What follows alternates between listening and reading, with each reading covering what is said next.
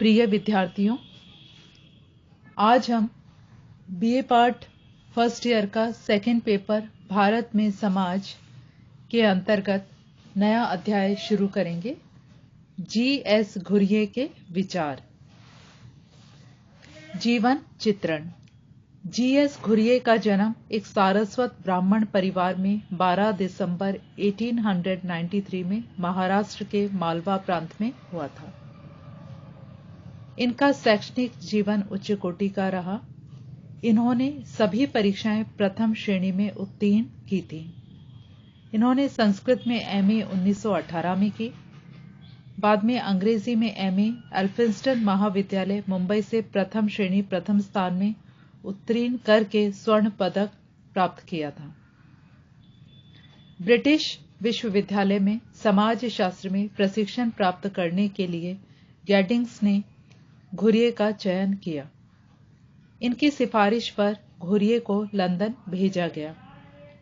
घुरिये पहले तो professor L.T. Hobhouse के साथ कुछ समय तक अध्ययन करते रहे। उसके बाद ये W.R.H. रिवर्स के पास अध्ययन के लिए कैम्ब्रिज विश्वविद्यालय चले गए।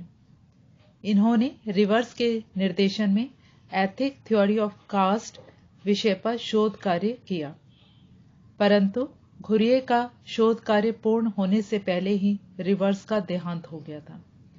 घुरिये पर रिवर्स का बहुत गहरा प्रभाव पड़ा, जिसने घुरिये की रुचि मानव शास्त्रीय विषयों जैसे नातेदारी, प्रसारवाद आदि की ओर पैदा की। घुरिये कैम्ब्रिज विश्वविद्यालय से डॉक्टरेट की उपाधि प्राप्त करके 1923 में वापस भारत आ गए। इन्होंने समाज शास्त्र विभाग मुंबई विश्वविद्यालय के रीडर एवं विभागाध्यक्ष पद पर 1924 में पैट्रिक गैडिंग्स के बाद नियुक्त किया गया।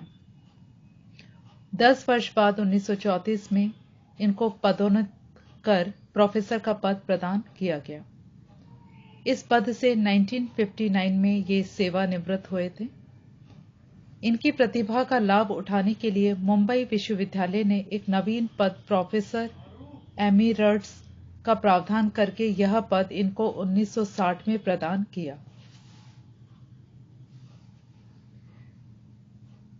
ये कर्मठ कार्यकर्ता की तरह आजीवन काम करते रहे। इन्होंने 30 पुस्तकें अंग्रेजी तथा एक पुस्तक मराठी में लिखी हैं। इनके शिष्य विश्व स्तर के समाज शास्त्री बने। उनमें कुछ उल्लेखनीय वैज्ञानिक M.N. Srinivas, K.M. Kapadia, A.R. Desai, डामले, M.S. Rao आदि प्रमुख विद्वान हैं। ये 1945 से 1950 तक एंथ्रोपोलॉजिकल सोसाइटी ऑफ बॉम्बे के अध्यक्ष रहे।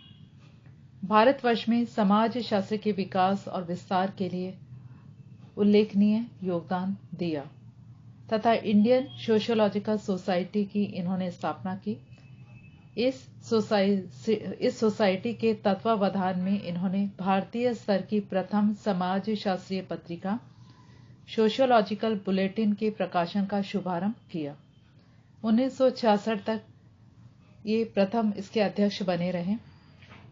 जी.एस. घुरिये ने भारत में समाज शास्त्र को एक महत्वपूर्ण विषय के रूप में स्थापित किया तथा अपनी कार्यकुशलता, वैज्ञानिक सोच, लेखन, निर्देशन का अभूतपूर्व क्षमता, अध्ययन, अध्यापन एवं संगठन के द्वारा भारत में समाज शास्त्र को अल्पकाल में उचित स्थान प्रदान करवाया। इन्होंने भारतीय समाज से संबंधित समाज शास्त्रीय शोध तथा सिद्धांतों के निर्माण द्वारा समाज शास्त्रीय साहित्य का विकास किया। जी.एस. घुरिये की प्रमुख रचनाएं। इनके निम्नलिखित रचनाएं हैं: Indian sadhus, caste and class in India, cities and civilisation, family and kin in Indo European culture, the scheduled tribes, culture and society, social tension in India आदि प्रमुख रचनाएं हैं। अब हम इन कृतियों का विस्तार से अध्ययन करेंगे। नंबर 1 है अनुसूचित जनजातियां, द शेड्यूल्ड ट्राइब्स। घुरिये की कृति द शेड्यूल्ड ट्राइब्स में भारत की जनजातियों की समस्याओं और उनके समाधान के संबंध में विस्तार पूर्वक विवेचना की गई है। इसमें भारत के कुछ प्रमुख जनजातियों के सामाजिक संगठन, धर्म, नातेदारी, परिवार, विवाह आदि का संपूर्ण विवरण दिया गया है। नंबर 2, निग्रो अफ्रीका में प्रजातीय संबंध। घुरिये ने इस पुस्तक में अफ्रीका में प्रजाति पर आधारित भेदभाव तथा निग्रो समस्याओं का विश्लेषण किया। इन्होंने दक्षिण अफ्रीका के प्रजातीय तनावों पर भी प्रकाश डाला है। नंबर 3, भारतीय साधु, इंडियन साधुज। घुरिये ने अपनी पुस्तक इंडियन साधुज में भारत में साधुवाद तथा साधुओं के उत्थान, इतिहास, कार्य, वर्तमान में हिंदू साधुओं के संगठन पर प्रकाश डाला है। इस पुस्तक में इन्होंने भारतीय साधुओं के संबंध में समाज शास्त्रीय दृष्टिकोण की महत्वपूर्ण जानकारी प्रदान की है। नंबर 4, नगर और सभ्यता, सिटीज एंड सिविलाइजेशन। घुरिये की पुस्तक सिटीज एंड सिविलाइजेशन नगरीय समाज शास्त्र के क्षेत्र में एक महत्वपूर्ण योगदान है। इन्होंने नगरों के प्राकृतिक इतिहास, अमेरिका और इंग्लैंड के नगरों का इतिहास, भारत के नगरों की स्थिति तथा वृद्धि, नगर की राजधानियों तथा विशाल नगरों के रूपों की विवेचना की है। पुस्तक के अंत में मुंबई नगर के संबंध में सविस्तार विवरण दिया है। नंबर 5, मानव शास्त्रीय समाज शास्त्रीय पत्र। घुरिये ने समय समय पर जो लेख एवं पत्र मानव शास्त्र और समाज शास्त्र के विषयों से संबंधित लिखे थे, वो विभिन्न पत्र पत्रिकाओं में प्रकाशित हुए थे।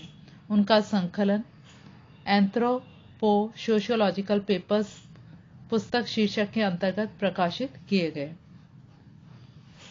नंबर 6, संस्कृति और समाज, कल्चर एंड सोसाइटी। घुरिये ने कल्चर एंड सोसाइटी पुस्तक में सामाजिक विघटन के कारण संस्कृति के समक्ष आने वाली समस्याओं का विश्लेषण किया है। इन्होंने हवेली तालुका के 111 गांवों का लोक नगरीय अविच्छिन्नक की परंपरा में परिस्थिति को ध्यान में रखकर अध्ययन किया है। उसे इस पुस्तक में प्रकाशित किया है। जनसंख्या के आधार पर गांवों का वर्गीकरण किया है।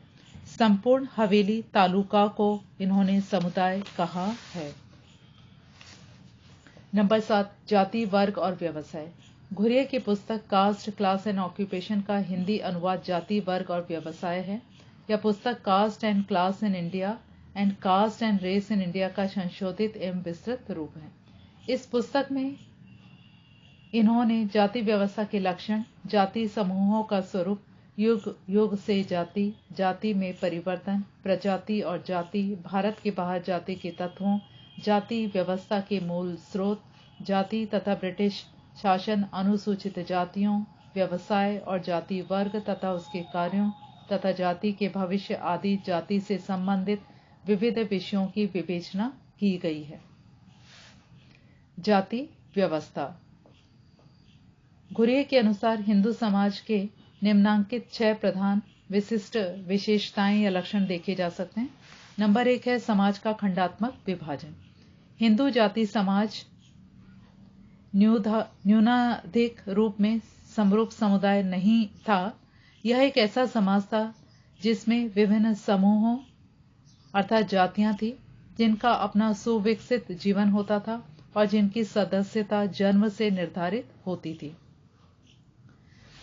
जाति पंचायतें उपजाति के साथ निषिद्ध खान-पान, पारस्परिक व्यवहार, पत्नी का भरण पोषण नहीं करना, कर्ज नहीं चुकाना आदि अपराधों पर निर्णय दिया करती थी। नंबर 2, श्रेणीबद्धता। घुरिये के अनुसार जाति समाज का मुख्य लक्षण विभिन्न समूहों या जातियों की श्रेणीबद्धता थी। भारत में उच्चता और निम्नता के क्रम में जातियों में सामाजिक वरिष्ठता देखने को मिलती थी। इसमें ब्राह्मण उच्चतम प्रस्थिति प्राप्त होते थे और अस्पृश्य जाति निम्नतम प्रस्थिति वाली होती थी। नंबर 3, भोजन व सामाजिक समागम पर प्रतिबंध। इस संबंध में विस्तृत नियम विद्यमान था कि किस जाति का सदस्य किस प्रकार का भोजन एवं पेय पदार्थ किन किन जातियों से ग्रहण कर सकता था और किन किन से नहीं। नंबर 4, विभिन्न खंडों की नागरिक व धार्मिक असमर्थताएं एवं विशेषाधिकार।